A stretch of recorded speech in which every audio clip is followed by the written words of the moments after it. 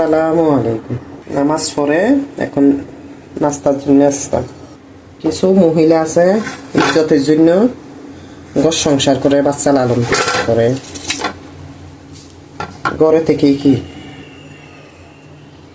নিজের মান সম্মান রক্ষা করতে চায়।